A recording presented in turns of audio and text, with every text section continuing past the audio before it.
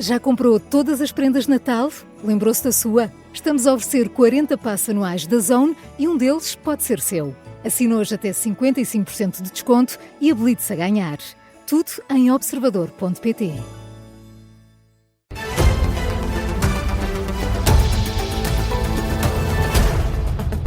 Edição das 6 na Rádio Observador com o Miguel Cordeiro. Miguel, começamos em Tomar. 2 pessoas morreram na sequência de uma explosão esta tarde. É um caso alegadamente relacionado com a violência doméstica. As vítimas mortais são um homem e uma criança de 13 anos. A criança é filha de uma ex-namorada do homem que morreu.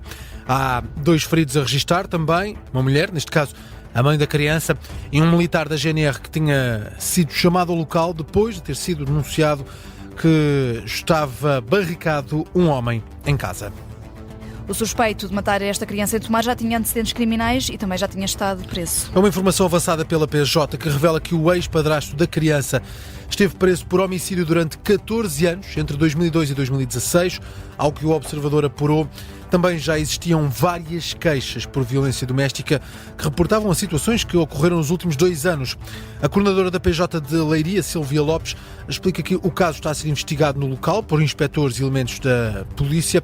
Silvia Lopes confirma também o registro de 2 mortes e de 2 pessoas feridas. Os antecedentes criminais deste homem eram conhecidos na zona. O acesso à aldeia de Casais está, nesta altura, bloqueado pela GNR. É por lá que está o jornalista António José Soares, agora em direto. Boa tarde, António. O que é que conseguiste apurar durante esta última hora junto das pessoas com quem falaste nessa aldeia de Casais? Boa tarde, Miguel.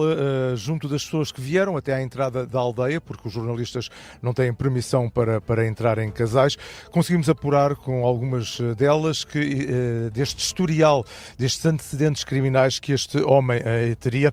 Uma das pessoas que aceitou falar com o Observador foi um antigo presidente da Junta de Casais, Jaime Lopes, que dá conta exatamente do que se sabia deste homem. Ele é um indivíduo que não era grande rolha. Pronto, era mesmo assim, tanto que ele já uma vez tinha morto, que há uns anos matou um indivíduo em Tomar e tal, e pá, pronto, mas lá viviam, há muito tempo que eu não o via aí, de vez em quando havia a gente diz, olha, isto qualquer dia vai terminar mal,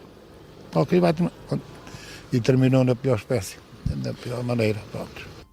O antigo autarca Jaime Lopes mora relativamente próximo da casa onde tudo sucedeu. Ele diz que ao final da manhã começou a ouvir os cães a ladrar muito, foi à porta ver o que se passava e viu a senhora a correr na direção da casa dele e a pedir ajuda, e acabou por ser ele que ligou para o 112, como descreveu ao Observador. Do 112 queriam saber a situação, eu não percebi aquilo que ela dizia, e depois peguei no telemóvel que era da vizinha e disse, olha, ponha-se a falar com ela, e ela depois pôs-se a falar com a língua dela inglesa, para eles, já entenderam, lá entenderam aquilo, pronto, depois, passado pouquinho tempo, veio então a GNR e pronto, e bombeiros e tudo. Foi quando nós nos apercebemos do que é que estava a passar. E foi nessa altura então que a senhora voltou para casa com a GNR? Sim, a GNR me botou para cima e pronto, de lá foram para cima e pronto, depois eu fui lá também, mas eu não fui ver o que ele estava, porque foi depois aquele sábado, olha que afinal a gente pensava que aquilo tinha sido uma malha dele. Isso não tem nada a ver. Não, então porquê? Nada, então porquê? Olha, foi ele que ligou o gás e foi uma explosão. O testemunho do antigo presidente da Junta de Freguesia de Casais, que mora relativamente perto então da casa onde tudo sucedeu. Miguel Jaime Lopes adiantou-nos ainda que esta senhora e o filho viviam aqui na aldeia há cerca de 2 anos. Tudo terá acontecido por volta do meio-dia, segundo conseguimos apurar junto de uma das autoridades que se encontra aqui à porta, à entrada da aldeia. Aliás, a Polícia Judiciária chegou ao local um pouco mais tarde, seriam cerca das 3h30 da tarde, então, quando a Polícia Judiciária chegou aqui. Miguel. Reportagem de António José Soares, na aldeia de Casais, em Tomar. Vamos agora à corrida presidencial. André Ventura diz que os cartazes não vão sair. O líder do Chega vai recorrer da decisão do Tribunal. Não vai retirar os cartazes alusivos à comunidade cigana. O anúncio aconteceu esta tarde na cidade do Porto, uma ação de campanha do candidato presidencial, que já tinha sugerido que iria recorrer. Acontece depois de ontem o Tribunal Civil de Lisboa ter determinado a retirada dos cartazes. Foi decretado que Ventura teria 24 horas para retirar esses cartazes, a partir daí teria de pagar multa.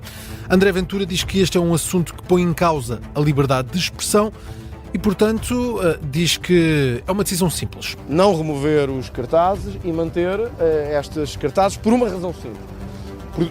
Porque eu entendo que eles dizem a verdade e nós não devemos desistir da verdade. 2, porque está em causa um valor fundamental da República e da democracia, que é a liberdade de expressão.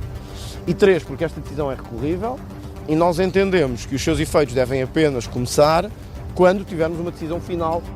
Decisão final que só vai acontecer, diz André Ventura, depois do Tribunal responder ao requerimento que o Chega vai apresentar. André Ventura assume que a retirada dos cartazes pode afetar a campanha eleitoral. Entretanto, apesar de não retirar os cartazes, circula nas redes sociais um vídeo em que o próprio líder do Chega se dirige a um destes cartazes onde se lê: os ciganos têm de cumprir a lei, e coloca uma tarja onde se vê escrito em letras vermelhas: censurado, por cima da palavra ciganos. E agora falamos de um candidato que foi excluído da corrida presidencial. José Cardoso apresentou, entretanto, uma reclamação no Tribunal Constitucional.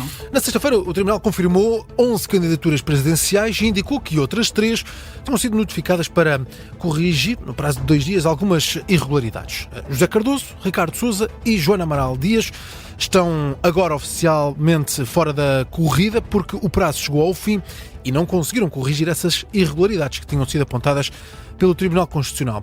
Ainda assim, José Cardoso contesta e está confiante que o chumbo vai ser revertido. À Rádio Observador, o antigo membro da Iniciativa Liberal diz que foi apanhado de surpresa pela decisão, enviou uma reclamação, enviou também as assinaturas que estavam em falta para validar a candidatura à presidência da República e lembra que o prazo dado pelo Tribunal Constitucional coincidiu com o fim de semana. Era impossível, durante o fim de semana, obter declarações de eleitores junto às juntas de freguesia. Parece-me razoável que, estando dentro do período de candidaturas, assim fosse dado os tais 48 horas, mas sempre segunda e terça, naturalmente. Apresentámos hoje essas subscrições, esses proponentes, cerca de, penso que mais de 300, e apresentámos a reclamação sobre essa decisão desta manhã. José Cardoso pede que os juízes do Palácio de Raton sejam razoáveis e espera que, com a reclamação, a decisão seja revertida.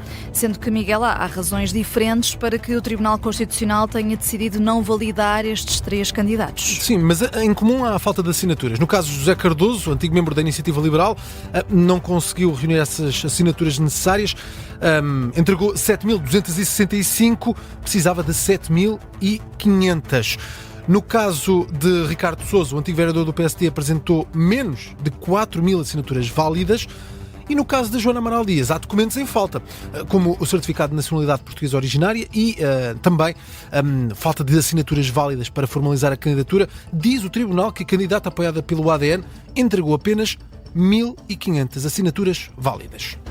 Vamos agora aos debates presidenciais. Um balanço. O que opôs António José Seguro e André Ventura foi o mais visto de todos os 28 que se realizaram ao longo de 5 semanas. Nesse modelo de frente a frente, na RTP, na SIC e na TVI, o jornalista João Gama deixa detalhes sobre a audiência destes debates, sendo que o frente a frente entre o almirante Henrique Gouveia Melo e Luís Marques Mendes acabou por ficar apenas a meio da tabela. O frente a frente entre Henrique Gouveia Melo e Luís Marques Mendes ficou-se pelo 14º lugar, precisamente a meio da tabela da maratona de debates televisivos. Conseguiu uma audiência total de 1.005.000 telespectadores. Fica assim muito aquém daquele que foi o debate mais visto, que foi o primeiro de todos, o frente a frente entre António José Seguro e André Ventura, que foi visto por 1.520.000 portugueses. André Ventura volta a estar em destaque nesta lista, feita pela Universal McCann. O confronto com Luís Marques Mendes, o líder do Chega, foi o segundo debate mais visto, teve apenas menos 21.000 telespectadores que o confronto que ficou em primeiro lugar. Todos os debates que estão no pódio têm mesmo uma coisa em comum, que é o nome do líder do Chega, uma vez que o frente a frente com Catarina Martins fica assim em terceiro lugar. Os 3 candidatos com menor intenção de voto, à esquerda, Catarina Martins, Jorge Pinto e António Filipe, são também os candidatos cujos debates tiveram uma audiência mais baixa. Por exemplo, o frente a frente entre António Filipe e Catarina Martins foi visto por perto de 720.000 telespectadores. Ora, é menos de metade da audiência do debate entre Seguro e Ventura. Dados da Universal McCann, dados sobre a audiência dos debates. O líder parlamentar do CDS lamenta que Mariana Mortágua tenha deixado o Parlamento sem pedir desculpa pelo gesto que fez. Em causa, o gesto que Mariana Mortágua fez com a mão, simulando chifres, e que Paulo Núncio considerou ofensivo.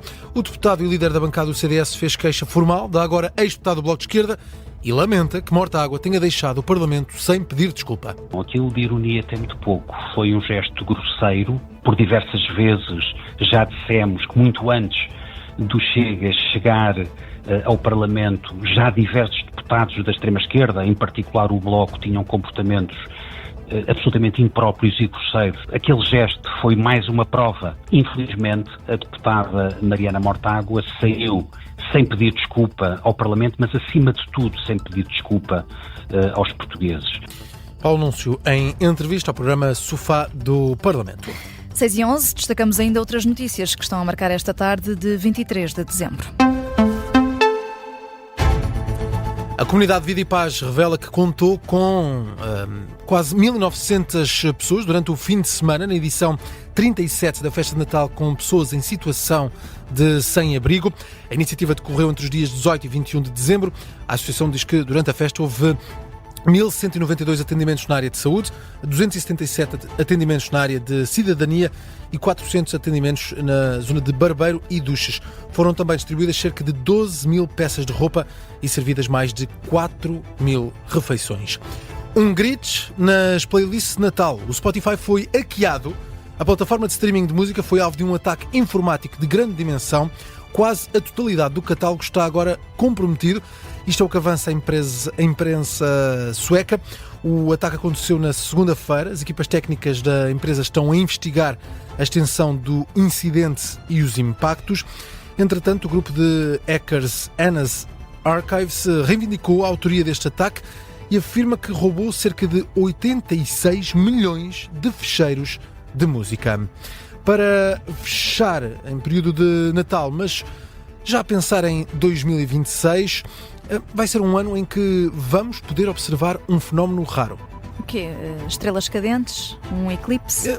Um eclipse, sim, e não é um qualquer, é um eclipse solar total que vai acontecer em Portugal. Mas pode ser visto em todo o país? Há uma grande probabilidade de ser visto na totalidade no Nordeste transmontano, mas no resto do país a percentagem também é bastante elevada, de acordo com a agência Lusa, que falou sobre isto com um especialista. E quando é que vamos poder ver esse eclipse? Vai ser na segunda metade do ano, está apontado para 12 de agosto, vai durar 26 segundos, mas já sabemos que isto depende sempre também da meteorologia. Pois é, mas são 26 segundos preciosos, é apontar na agenda então, em 2026, eclipse solar total, dia 12 de agosto.